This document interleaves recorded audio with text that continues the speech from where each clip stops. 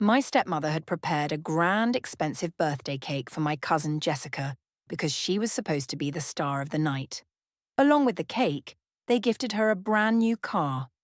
They had never celebrated my birthday in 25 years, nor had they ever noticed my struggles. I was still driving my old scooter while they showered her with luxury. They toasted to her future, and there I was sitting back and smiling, knowing that soon they'd realize who truly won the night. The room buzzed with laughter, clinking glasses, and the unmistakable sound of a life I didn't belong to unfolding before my eyes. It was Jessica's birthday, and I stood there in the corner, as always, the lone figure, invisible to all. My cousin, the golden child, was at the center of it all. Linda, my stepmother, looked at Jessica with a kind of adoration that could have been mistaken for worship. Every word of praise she spoke felt like a dagger to my chest, but I stood still pretending not to care. The massive birthday cake gleamed under the lights, its layers of frosting and colourful decorations, a spectacle designed to draw attention. It felt as though Jessica herself were the star of a grand performance, and Linda was the proud stage manager ensuring every detail was perfect, the kind of attention I had never received. As I sipped my drink, observing the festivities, I couldn't help but feel small, unnoticed, and invisible. I should have been happy for Jessica, but the truth was, it hurt more than I cared to admit, especially when I knew deep down that I would always be the backdrop to her brilliance. My worn-out scooter lingered in my mind, parked just outside their beautiful home, the same scooter I'd been riding for years while they lived in their bubble of perfection. My life was nowhere near the extravagance they lived, nor did they seem to notice how hard I worked just to make ends meet. Their world was a fast lane, while I was stuck on the side, watching as their privileged lives sped ahead. The juxtaposition was stark. Jessica, glowing in her glamorous dress, sparkling with attention, while I faded into the background, a forgotten character in a scene I was never meant to star in. I couldn't escape it. The grand party celebrating Jessica's existence only reinforced the bitter truth I'd been carrying for years. Linda and my father, Jack, only saw what they wanted to see. They saw Jessica as the perfect daughter, the one who could do no wrong, while I was just a filler in their lives, someone who showed up, worked hard, and did what was expected without ever being acknowledged. I had become invisible in a room full of noise and excitement. The tension was unbearable as Linda presented Jessica with the new car. My stomach churned. The car, wrapped in a bright red bow, was the kind of gift that screamed, "You've made it." A gift so extravagant that it made my rusty old scooter feel like a cruel joke. I smiled, but the smile felt hollow. It wasn't jealousy, no, not at all. It was something deeper, darker, the crushing realization that my life, despite all my efforts, had no place in their story. I wasn't seen for who I was, for what I had achieved. They only saw Jessica, the perfect one. My accomplishments, no matter how small or significant, went unnoticed. That was the moment I broke. The tipping point wasn't just the car. It was everything leading up to this moment. The years of doing what was expected, working hard in silence, and always being overshadowed by Jessica's every move. I had spent my life as a backdrop to her success. Her perfect grades, her flawless skin, her sparkling personality. She was everything I was not, and I could never escape it. And that night, I decided I couldn't do it anymore.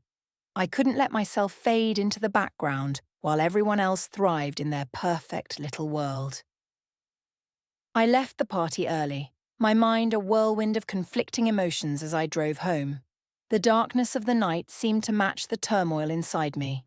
The wind slapped against my face as I gripped the handlebars of my scooter, the same one I had been riding for years. I had become so accustomed to being second best, to playing a role I never wanted, that I had almost accepted it. But tonight, something had shifted. I realized that I wasn't just resentful. I was angry. Angry at myself for not seeing my own worth, and angry at them for never acknowledging it. But most of all, I was angry that I had let them define who I was for so long. By the time I reached my small apartment, my thoughts were racing. I couldn't shake the image of Jessica sitting in her new car, smiling as if everything she had was deserved. What about me? What had I done to deserve a fraction of that attention? What had I worked for? It wasn't about gifts or praise, it was about respect. It was about being seen for the effort I put into everything I did. I wasn't asking for a gold-plated car or a lavish birthday cake. I was asking for recognition. That night, alone in my room, I reflected. It wasn't just about the party or the car. It was about a lifetime of being overshadowed by someone who, in all fairness, was everything I couldn't be. I was never going to be Jessica. I was never going to fit into the mold they wanted me to. But maybe that wasn't the problem. The problem was that I had let myself believe I was less than enough simply because I didn't meet their expectations. They had never truly seen me, not for who I was or what I had accomplished. They only saw what I wasn't.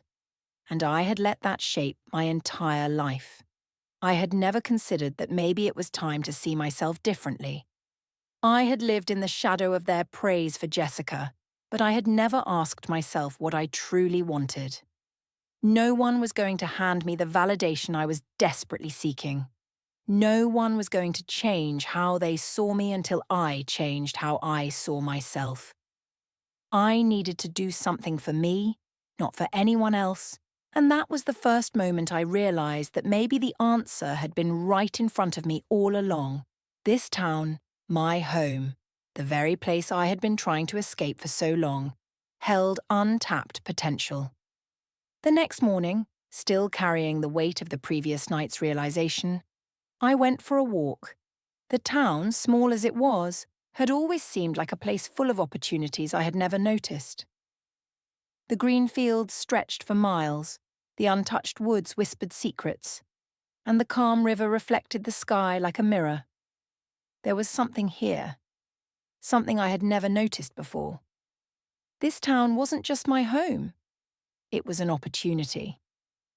I thought back to a trip I had taken a few years ago to a nearby city that had turned its natural beauty into a booming ecotourism business. It struck me then how much potential was sitting right under our noses, waiting to be recognized. If I could turn this town's untouched landscapes into a destination for people looking to escape, maybe, just maybe, I could change everything. That night, I sat down in my small apartment, alone and determined. I grabbed a pen and began to write. The idea started small, but as I jotted down my thoughts, it grew. I could turn this town into a hub for sustainable tourism, focusing on nature walks, hiking tours, and farm stays, a place where people could reconnect with nature. It wasn't just a pipe dream.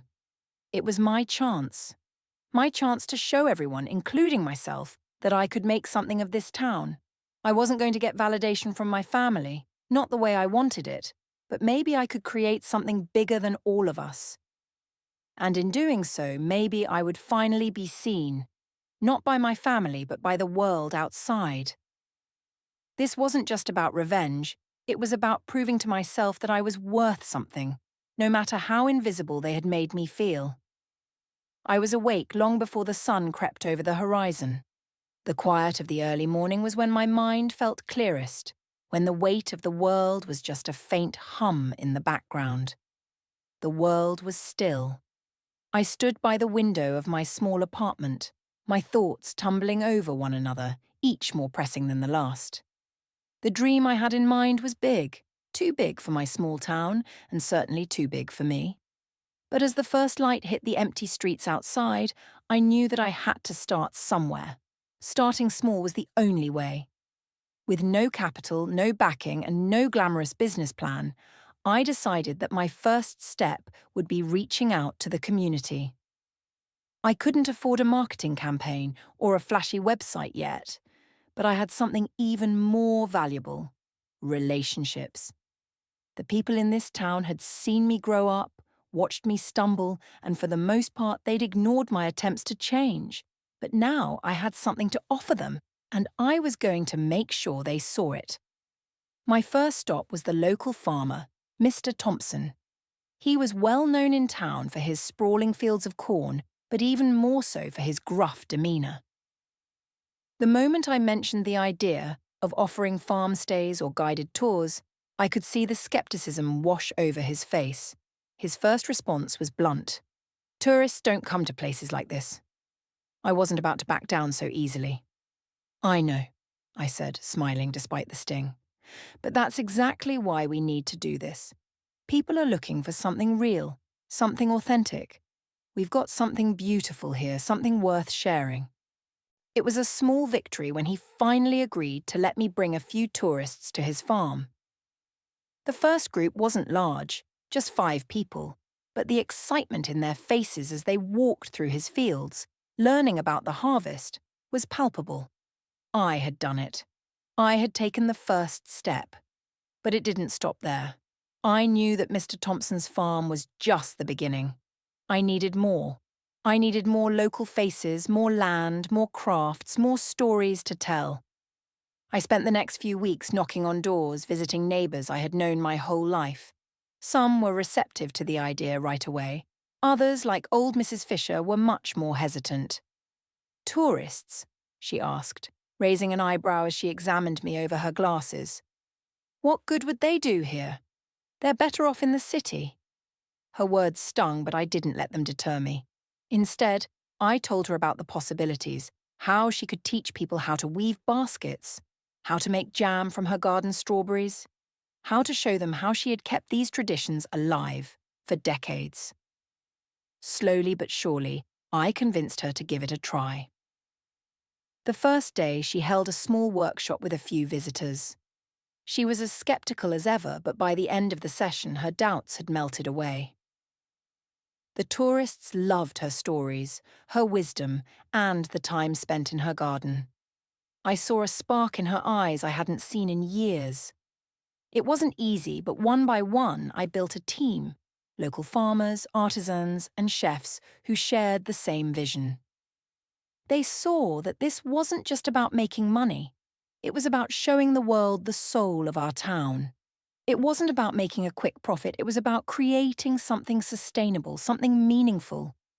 Each partnership felt like a brick being laid in the foundation of my dream. I knew from the start that I didn't want this to be just another tourism venture. It had to be different. The idea wasn't to just shuttle people in and out of the town with a quick sightseeing tour. I wanted them to experience something deeper, to leave feeling like they had not only seen the town, but had truly connected with it. I spoke to a few chefs in town and asked them to participate. Instead of just serving standard meals, I wanted them to teach visitors how to cook with local ingredients, how to make dishes passed down for generations. The key was immersion. I emphasized that this experience would be personal, authentic, no mass-produced trinkets, no tourist traps. Visitors would engage directly with the people who made this town what it was. They would help harvest crops, participate in local festivals, and learn crafts that had been handed down for generations. It wasn't just about watching, it was about participating. There were days, though, when it felt like the weight of it all might crush me. It wasn't just the logistical hurdles, getting permits, designing itineraries, setting prices, but also the mental exhaustion. I was still working my full-time job, squeezing every free moment I had into planning this business. Every night, I would fall into bed, exhausted, but I couldn't stop. There were so many details to iron out, so many connections to make. The first few months were a blur. I barely made enough money to cover my expenses, but the guests who did come, fewer than I'd hoped, were so enthusiastic about the experience. They raved about the personal touch, the authenticity of it all. Word of mouth started to spread. Slowly but surely, things began to grow. One guest would tell a friend, who told another friend, and before I knew it, my small operation was beginning to attract more attention than I had ever imagined. Then came my first major breakthrough. A local food blogger visited the town on a whim. She had heard about my tours and decided to check it out. I'll admit, I was nervous. Her blog had a wide readership, and if she didn't like it, I could kiss my chances of growth goodbye. But her visit went better than I could have hoped. She wrote about the town with such warmth, highlighting the people and the experiences they offered.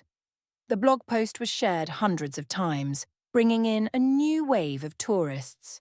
The feeling of recognition, the sense that someone out there saw my hard work and passion, was indescribable. The visitors who came after that were more engaged, more invested in the idea. They didn't just visit, they became part of our community, even if just for a few days. They shared meals with us, they learned from us, and most importantly, they left with something real. But even as things seemed to be moving forward, the challenges were far from over. The weather was always a factor. There were weeks when rainstorms cancelled hikes and made the tours difficult to run. And then there was the constant strain of securing funding. No matter how much I made, it always seemed like there was a shortage. I was constantly in search of new ways to improve the operation, always tweaking and adjusting. But with every setback came a lesson. I had to adapt, to learn how to handle the unexpected. I taught myself everything from marketing to accounting, diving headfirst into every aspect of the business. I wasn't just learning about running a business, I was learning who I was in the process. It wasn't always glamorous. Some days I wondered if I was doing the right thing. The doubts crept in, whispering that maybe this dream wasn't worth it, that maybe I should go back to the life I knew. But then, every time a new group of tourists arrived, every time I saw someone light up with excitement over something as simple as fresh produce or a handcrafted bowl, I knew I was on the right path. I was no longer just building a business. I was building a future, one step at a time, one guest at a time, and one partnership at a time. The dream that had seemed so distant was becoming a reality, and with each small victory, I felt more and more certain that I could make it work. But doubt had started to feel like a permanent companion. The excitement of starting something new had worn off, replaced by the harsh realities of running a business. The bookings were slow, the funds were tight, and there were days when I wondered if I had made a mistake. I questioned whether the dream was even possible.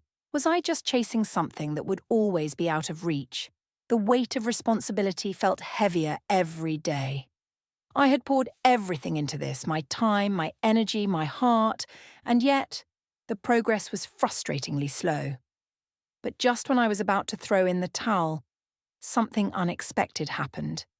It was a normal Thursday when I received a message from Mia, a local influencer I had met once at a community event. She had visited the town a few weeks earlier, participated in one of our hiking tours, and posted a few photos. At the time, I didn't think much of it. Just a few likes from her followers, nothing more. But Mia had something else in mind. She sent me a direct message telling me she was going to do a full post about her experience. She was passionate about ecotourism and wanted to share what we were doing here. I was cautiously optimistic. I had heard stories of influencers boosting small businesses, but I didn't want to get my hopes up. A post, no matter how well-intentioned, wasn't a guarantee of success. But Mia's enthusiasm was contagious, and I trusted her. The following week, the post went live. I sat at my desk, checking my phone with a mix of hope and anxiety. At first, there was little activity, a few comments, some likes, but nothing that made my heart race. But then, slowly, the numbers started to climb. Shares. More comments. Questions about availability. People tagging their friends. Her post, filled with stunning images of the town and our tours, was picking up steam. By the time I went to bed that night, my inbox was flooded with messages. Bookings were coming in faster than I could handle. I barely slept, my mind racing with a sudden shift in momentum. I was overwhelmed, exhilarated, and terrified all at once. The phone kept buzzing, and each new message felt like a small victory. People from nearby cities, even across the state, were reaching out. They wanted to visit the town. They wanted to experience what Mia had shared.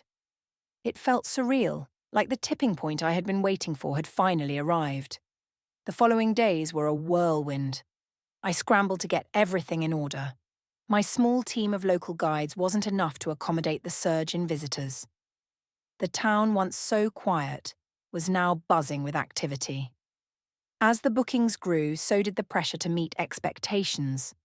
I found myself needing to expand the tours, add more options, and ensure the same personal touch that had made my business unique. I had to think bigger, faster, and smarter. With the additional income from the increased bookings, I hired more local guides, including some of the farmers I had originally partnered with. They knew the land better than anyone, and their knowledge added an authenticity to the tours that no outsider could replicate. They weren't just employees.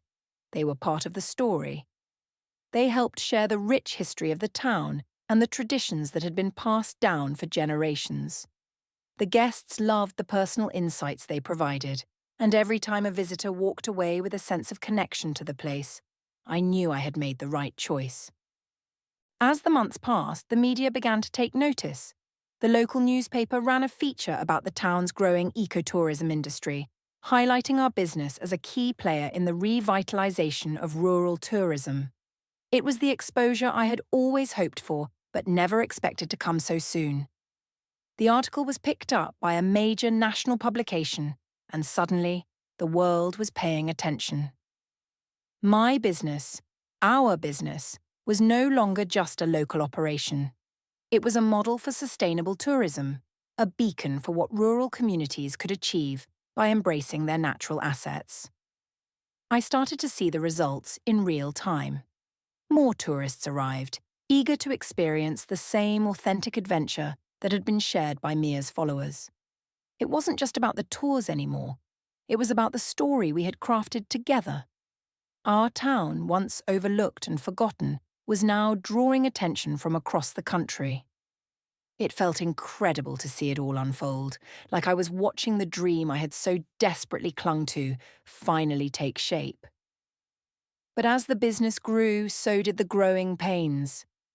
The excitement of new opportunities was quickly tempered by the realities of expansion. It was no longer just about me. There were staff to manage, budgets to keep track of, and logistics to handle. I was constantly worried about maintaining the authenticity of the experience while scaling up. The very thing that made our business special, the intimate personal touch, was at risk of being lost in the shuffle. Would we still be able to give guests the close-knit, hands-on experience they came for? There were moments of doubt when I felt like the business was slipping out of my control. The increasing demand for tours meant more staff, more schedules, more expectations. I started to feel stretched thin. The fear of losing what had made this whole thing so special haunted me. But every time I took a step back and watched a guest's face light up when they harvested their first batch of tomatoes or took their first step into a local artisan's workshop, I knew it was worth it. I had to find a way to grow without compromising the core of what we had built. And that's when I realized that this wasn't just about me anymore. This business was no longer just mine to manage. It had become a part of the community, something bigger than myself. I wasn't just offering a service, I was helping breathe life into the town, giving it a purpose, a reason to be proud again. I began to hire more locals, providing jobs that had once seemed impossible to come by. The farmers, artisans, and shopkeepers who had once been hesitant to embrace tourism now saw how their work was being valued in ways they hadn't imagined. The town's economy was revitalized. People who had struggled for years now had stable work and a sense of pride in what they were offering to visitors. I watched as the people who had once doubted me became some of my biggest supporters, and I realized that this success wasn't just about me, it was about the entire town. As the business grew, so did my own sense of identity. I was no longer the girl with the rusty scooter, the one who had always felt invisible. I was a business owner, a community leader, someone who had transformed her vision into something real. The respect I'd always longed for from my family, my friends, and my neighbours was no longer something I needed to chase. It was something I had earned. My quiet revenge was unfolding, not in a dramatic confrontation, but in the slow, undeniable rise of my success. The town that had once overlooked me now looked to me as an example of what was possible when someone was determined enough to push past their limits. I wasn't just the girl from the small town anymore. I was someone who had brought it back to life, someone who had turned a dream into a reality. And as I stood on the edge of what I had created, watching a new group of visitors walk down the street, I realized that the journey had only just begun. There was still so much more to do, so much more to give, and for the first time in my life, I felt like I was finally on the path I had always meant to be on. It was an ordinary morning when I saw them pull up to the town square, my father's car and Linda's sleek vehicle parked side by side. I had no idea they were coming. They'd never shown much interest in my work before, and honestly, I had long stopped hoping they would. But there they were, standing in the doorway of my office, as if they belonged, as if they had every right to be there, to see what I had built. I had to suppress a nervous laugh. This was it, the moment I had secretly been waiting for. I greeted them with a calmness I didn't quite feel. "Hi, Dad. Linda, what brings you to town?" I asked, my voice smooth, but there was a knot in my stomach that refused to unwind. I had been working for years to prove myself, not to them, but to myself. Yet here they were, at the very heart of what I had accomplished, looking at it with fresh eyes. Linda was the first to speak. Her eyes scanned the bustling town square, where tourists meandered from one artisan stall to another. She looked at the crowds, then at me, her face a mix of confusion and wonder. "Katie, this is incredible," she said almost under her breath, as though she couldn't quite believe what she was seeing. There was a hesitation in her voice, but also something new, something I hadn't heard before. Respect. I forced myself not to react too dramatically. I didn't want to give her the satisfaction of seeing how much her words meant to me, but inside, a small part of me was smiling. "I'm glad you think so," I said, trying to sound nonchalant. "It's been a lot of work, but it's coming together." Linda looked around again, her gaze lingering on the small shops, the lively farmers, and the smiling tourists. For a moment I thought she might say something dismissive, something that would brush off the months of hard work that had gone into turning this dream into a reality. But then she turned to me, her expression shifting. "You've really turned this place around, haven't you?" she asked. I had no idea. I didn't realize how big this could get. "You've done something remarkable here, Katie. Something I didn't think was possible." Her words weren't perfect, and they weren't as grand as I might have wanted them to be, but they were enough. Linda, who had always brushed off my ambitions with a well-timed eye roll, was now looking at me like I had earned something. The validation I had long longed for, no matter how delayed it had been, was finally here, and I wasn't even sure what to do with it. As we walked through the market, I showed them the latest expansion, a new craft station where tourists could learn to weave baskets or try their hand at pottery. The guests were so engaged, smiling as they participated in these simple but meaningful activities. I couldn't help but smile too. Every corner of this place felt like a reflection of the vision I had fought for. But then, as we passed by the stall where people were learning to make homemade jam, I noticed something else. A quiet shift happening in Jessica. She had been mostly silent up until that point, her usual confidence nowhere to be found. Watching her closely, I saw something flicker in her eyes, something I wasn't sure I had ever seen before. Was it jealousy?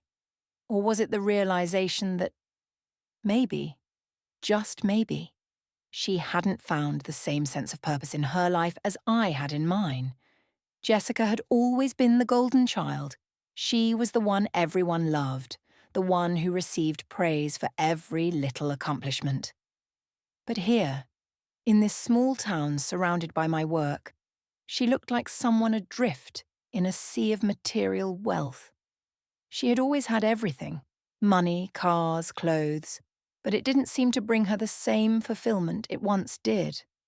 As we walked further, I caught her staring at the tourists, at the people who were genuinely grateful for the chance to experience this town in a way that felt raw, real. I could almost hear the gears turning in her mind. "I didn't realize you were doing all this for the town," Jessica said quietly as we walked back toward the car. It wasn't a question but a statement, and though she said it casually, I could hear the underlying tone, the shift. She was starting to understand. She had spent her whole life chasing things that glittered on the surface, but I had been building something that mattered, something that was real.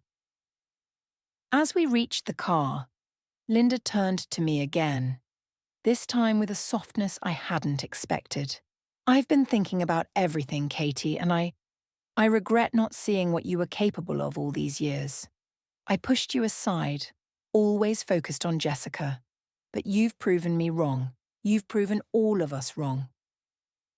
I was silent for a moment, unsure of how to respond. Her words were something I'd wanted to hear for years, but now that they were finally here, they didn't have the same sting I had imagined. They felt distant, almost like a long overdue apology. I nodded slowly, not sure what else to say. There was no sense in holding on to the past anymore. My father had been unusually quiet throughout the visit, only speaking when spoken to, and that was rare for him. But as we neared the end of the tour, he caught my arm, gently. "Katie," he said softly, his voice low but sincere. I just want to say that I'm proud of you.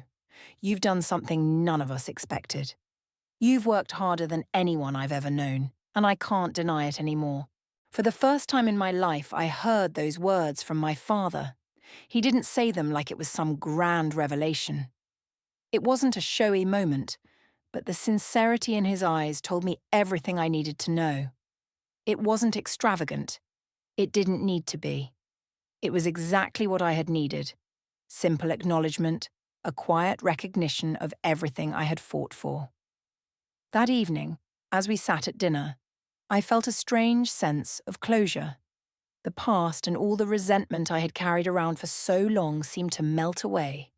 My family, who had always been my critics, were finally starting to see me, not just as their daughter, but as a person who had carved out her own place in the world. Linda's gaze lingered on me as she picked at her food. Her earlier words still hung in the air. I could tell she was reflecting on everything, the years of favoritism, the dismissive comments, the way she had been so blind to the effort I had put in. And in that silence, I could feel her regret. But I didn't need her apology anymore. I had moved past it. I had learned to build my own worth not from their approval, but from my actions, my growth, and my success. My victory, quiet as it was complete. I was no longer the overlooked daughter or the girl with the rusty scooter. I was a business owner, a leader, someone who had built something lasting from the ground up. And as I looked at my family, finally seeing the understanding in their eyes, I realized that this victory, this quiet triumph, was more than enough. I didn't need their recognition to feel proud anymore. I had done it on my own, and that was the only validation I needed. The family's realization had come too late for them to fully grasp how much I had achieved, but that didn't matter.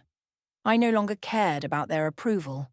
I had earned my place in the world, and as I stood there, the success of my hard work unfolding before me, I understood what true independence and respect felt like. Earned, not given. As I stood on the balcony of my office looking out at the now thriving town square, I couldn't help but feel a sense of pride swelling in my chest.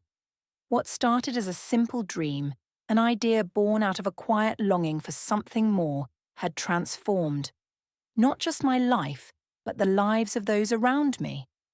My business had become the cornerstone of this town's economy. It was no longer a fleeting venture. It was a permanent fixture in the landscape of our community. And with that permanence came a responsibility I didn't take lightly.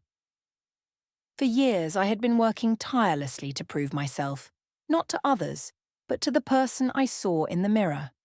But now I realized that my journey wasn't just about my personal success. It was about leaving something behind, my legacy, that would live on long after I was gone. The town that had once dismissed me as invisible was now something I had helped revive. It wasn't just about the tourists coming in or the money flowing through the town's shops.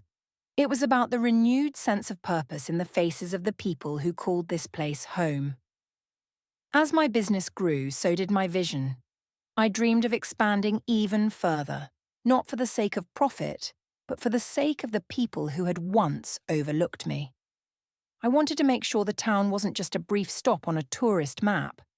I wanted it to be a destination, a community where people could come together and experience something real. I had started this journey to build something for myself, but now it was clear I was building something far more important, something that would provide jobs, create opportunities, and bring lasting change to the community. I began to think about how I could expand my reach, not just in terms of tourism, but in how I could impact the town's culture and values. I started speaking to local artisans, farmers, and business owners about sustainable practices, urging them to incorporate eco-friendly methods into their work, from composting to water conservation. I encouraged everyone to take steps to ensure that the growth we were experiencing didn't come at the cost of our environment. Sustainability became the backbone of my operation. It wasn't enough to build something successful. I had to build it responsibly. I began planting trees along the town's streets, turning barren plots into green spaces that not only beautified the town, but also helped reduce pollution. I worked with local farmers to implement sustainable farming practices, ensuring that the land would remain fertile for generations to come. And as I expanded my business, I incorporated eco-friendly tourism initiatives, making sure that every tour and every interaction with visitors emphasized the importance of protecting the environment. The more I worked to create a sustainable foundation for my business, the more I realized how much it had become part of my identity. I wasn't just the girl who had started a tourism business. I was now the woman who had become an advocate for the environment, someone who had taken her passion for the land and woven it into every aspect of her work. My business wasn't just a job, it was a calling. Along the way, I had changed. The girl who had once sought validation from her family, who had spent her life quietly hoping for a moment of recognition, was no longer the same person. I had found purpose, not in the eyes of my family, but in the work I had done for the town, for the people who lived here, and for the environment. I no longer needed to prove myself to anyone. The success of my business and the way it had transformed this place was proof enough. I had learned that success wasn't just about the end result. It was about the journey, the lessons learned along the way. And as my business grew, I found myself growing too. I wasn't just building an empire, I was building a life of meaning. The sense of fulfillment that came from seeing people engage with the town, learning from its history, and immersing themselves in its culture was something I had never anticipated. It wasn't just about tourists visiting. It was about creating a space where people could connect to something bigger than themselves. But what struck me most was the way my success had inspired others. In the early days, no one in the town had believed in me. I had been written off as someone who would never amount to much. But now my story was no longer just mine. It had become part of the town's story. Young entrepreneurs who had once doubted their potential were now coming to me for advice. I had become a role model, someone they looked up to for guidance and inspiration. I took these moments seriously. I mentored them, helping them learn the lessons I had learned the hard way: the importance of persistence, the value of hard work, and most importantly, the power of believing in yourself when no one else does. I worked with local students, teaching them about sustainable business practices and encouraging them to dream big. For the first time in my life, I realized that my legacy wasn't just about the business I had built. It was about the next generation, the young people who would take the lessons I had learned and apply them to their own ventures. I watched as new businesses began to sprout up in the town, all grounded in the same principles I had established. A local cafe started sourcing its ingredients from nearby organic farms. A small clothing boutique began using recycled fabrics in its designs. The town was changing, and it wasn't just because of the influx of tourists. It was because of the shift in mindset. People were beginning to realize that they could build something lasting too. But as the town flourished, so did my own personal growth, the insecurities that had once plagued me, the doubts about whether I was good enough, whether I was worthy of success. Those faded away. I was no longer the girl who had struggled to be seen. I was the woman who had built something meaningful. I had proved to myself that I was capable of far more than I had ever thought possible. There were times when I would walk through the streets of the town, now buzzing with activity, and reflect on how far I had come. I would see the farmers, the artisans, the shopkeepers, people who had once struggled to make ends meet, now thriving in their own right. And I realized that my success had never been about revenge or about proving something to my family. It had always been about creating something meaningful, something that would leave an impact long after I was gone. Standing at the helm of my thriving business, I couldn't help but feel a deep sense of gratitude. This wasn't just about money or accolades or recognition. It was about living a life that mattered, a life that had purpose, a life that had meaning. And as I looked around at the community I had helped build, I understood that this was the true legacy. It was the ripple effect of hard work, dedication, and a commitment to something bigger than myself. This was my gift to the town and to myself. In the end, I had come to realize that true success wasn't measured by the number of customers or the amount of profit. It was measured by the impact you had on the world around you. And as I stood in the heart of my town, watching it grow and thrive, I knew that my legacy was secure, not in the material things I had accumulated, but in the way I had helped shape the future of this place and the lives of those who called it home.